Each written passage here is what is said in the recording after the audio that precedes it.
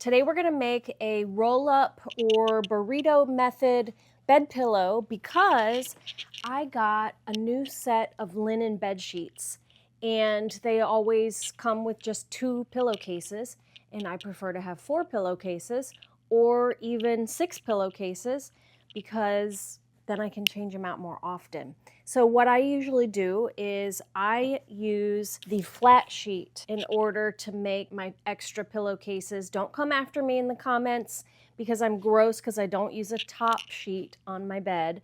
I have a duvet cover that I made out of top sheets, and I wash my duvet cover along with my sheets every week, so don't come after me in the comments. So let's get this party started. This pillowcase I made a while ago for my daughter's bed, and this is the style we're gonna make. So this has 3 different fabrics, although I'm on mine only gonna use 2 different fabrics. This beige linen for the body and the cuff, and then I'm gonna use this white contrasting linen for this little trim piece.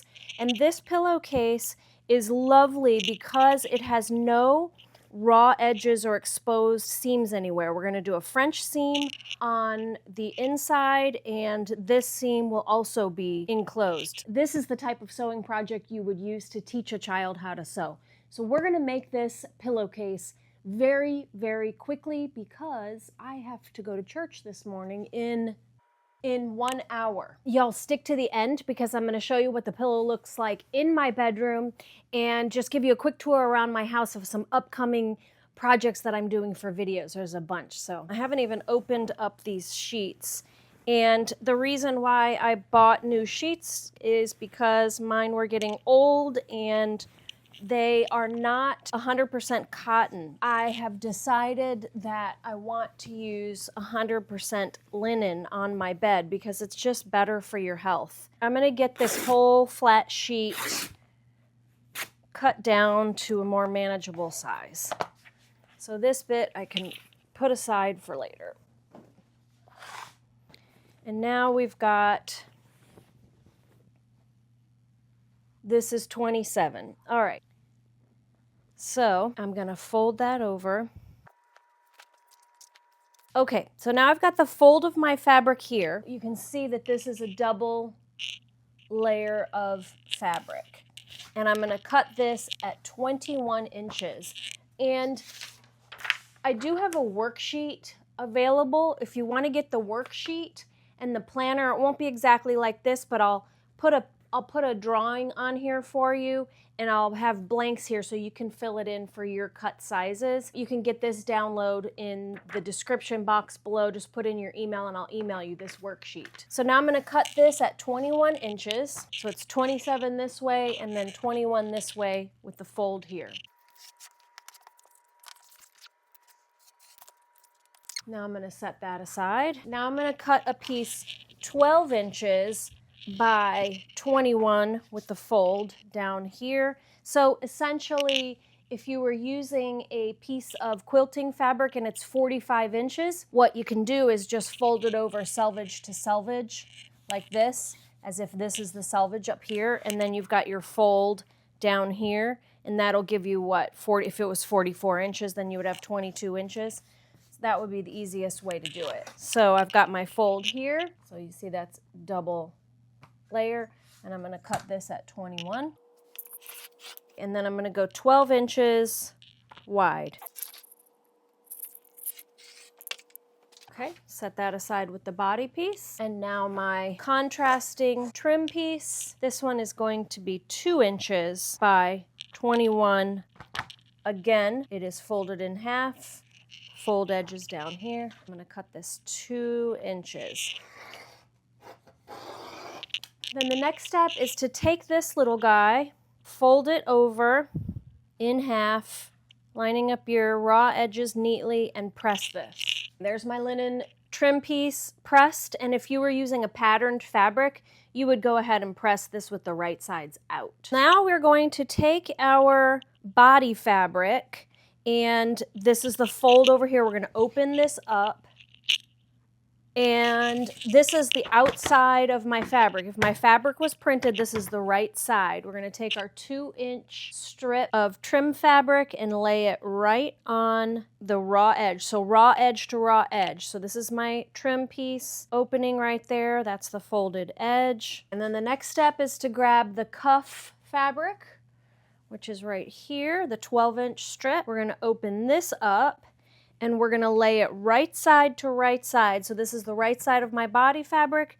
This is the right side of my cuff fabric. We're gonna lay that down directly on top of the trim piece, lining it up. Line up the raw edges here with the raw edge of your trim piece and the raw edge of your body fabric.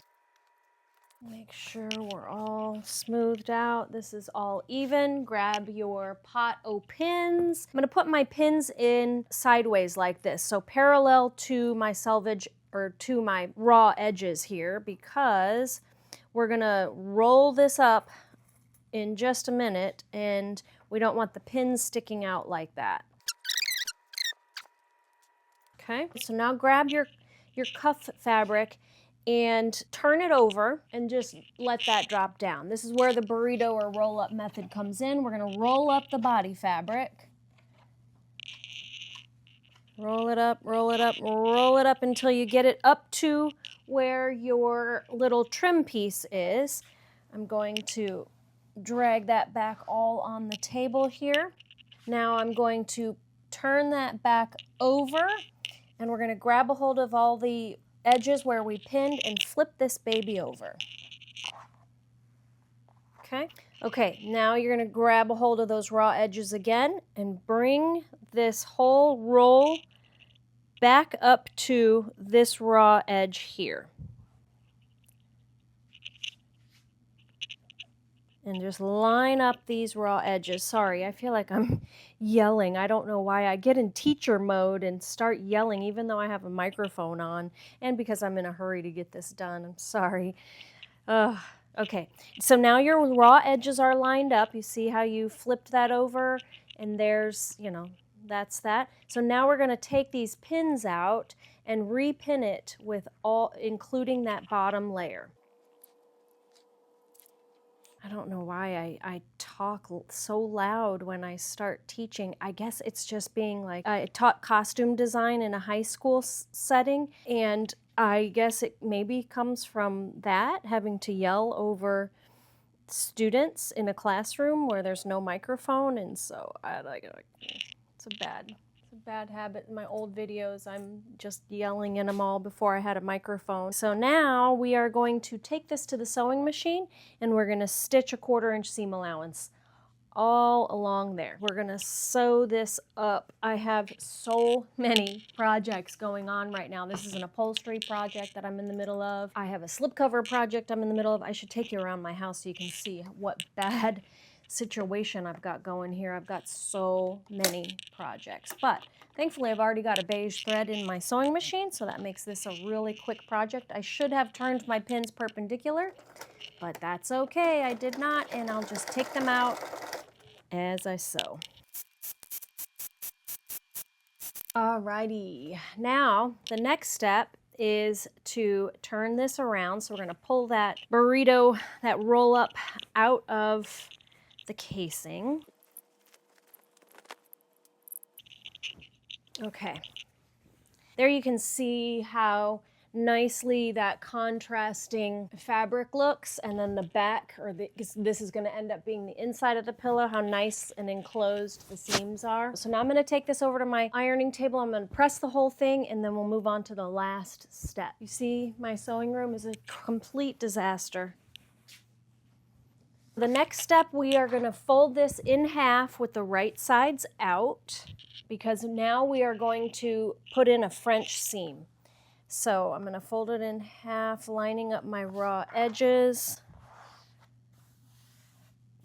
This is where I'm going to go ahead and just trim off a scant 1/4 inch in order to make this edge all even, because you see how this is sticking out. This is a little bit farther, and because we're going to do a French seam, I want this to be nice and straight here and lined up. I'm going to line these up perfectly and put a pin there.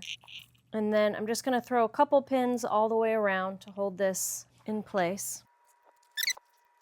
So I'm going to sew a 1/4 inch seam here and this side. Okay, so I sewed those two sides, 1/4 inch seam allowance. Now I'm going to trim this down to 1/8 inch so that I can do my next seam. All trimmed. Now I'm going to turn this the other way. Flip it around. Now I'll take this to the ironing board and press these seams. I'm gonna make sure they're rolled out and press them real well. And then after that, I'm gonna take this back to my sewing machine and sew another 1/4 inch seam allowance there. Make sure you back stitch. And that is that. This is the inside of the pillow now. So you can see that there's no raw edges anywhere on the inside of the pillow. It's completely enclosed. So let's turn this baby right side out. So there it is. Let's try it on the pillow and see how it looks. I use a zippered pillow protector underneath my pillowcases, and I wash that too. So basically I have 2 pillowcases on my bed, but there it is. So I like my pillowcases to be long on my pillow, so my cuff is kind of hanging off of the pillow because I don't like for my pillows to be exposed on the ends. And my pillows are pretty flat. I could use new pillows, but I like them to be flat. What about you? Do you use a real big fluffy pillow, or do you like your pillows to be a little bit flattened out? Let me know in the comments. Starting with this project, I am slip covering this slipper chair. That's one thing I've got coming up. That's actually probably going to be next week's video. Then I have this chair. This is the seat. It's already taken apart, and that blue fabric next to my sewing machine is that. So that'll be a video in a couple weeks. Then I've got this cute faux bois chair here that I'm going to reupholster in this cute fabric here. That's for my mother-in-law. The reason why my house is such a disaster is because I just finished painting my mother-in-law's kitchen cabinets. So that's why I've got so many projects that are just sitting halfway done. Then I've got this cute antique piano stool, and I'm gonna reupholster that. That'll be a really simple, easy project. I've also got this bench top. The bench is in my guest room, and you'll see that in a minute, but I'm going to reupholster that. That'll be a video. And then if you haven't seen my Dutch door video, I need to paint my Dutch doors, but if you haven't seen that video, how I made this into a Dutch door, you should watch that video. It's a fun video. I still have these 2 chairs sitting here. These are the chairs that were in my video last week, and I still haven't moved them because I've been painting kitchen cabinets. Then of course I've got my kitchen island in my foyer still sitting here for a couple weeks. I really wanted to start on my kitchen project, but I cannot because my husband is a piano teacher and he's got a piano recital here at our house. They'll be playing those pianos. I will move my whole dining room table and chairs out, and we will put chairs all in here for the parents. He doesn't have that many students, maybe a dozen, not even that many. So I can't start on my kitchen project, look at my messy kitchen, because I didn't want to have it in the middle of construction. Hi. I didn't want to have it in the middle of construction for the recital. So I've got to cut this top maybe today, and then I will move this into the garage. But then also I've got a chandelier right there that I have to hang up. I'm going to hang that over my swinging bed. There's the bench for that cushion that is in my workroom, a cute little bamboo bench. I'm not sure if it'll stay here, but look at this room. It's such a shambles. This is going to be a big project. I closed up that door and made a closet on the other side. I think I showed that in another video. So I've got to finish that. I've got to put one more coat of mud on there and then sand that.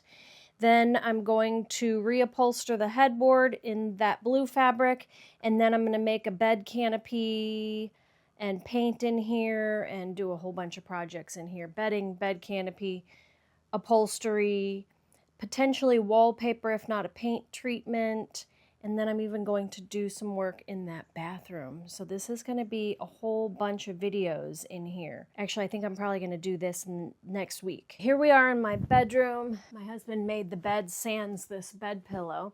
So I have 2 decorative pillows, and then I have this body pillow, which I'm probably going to make a cover with that as well.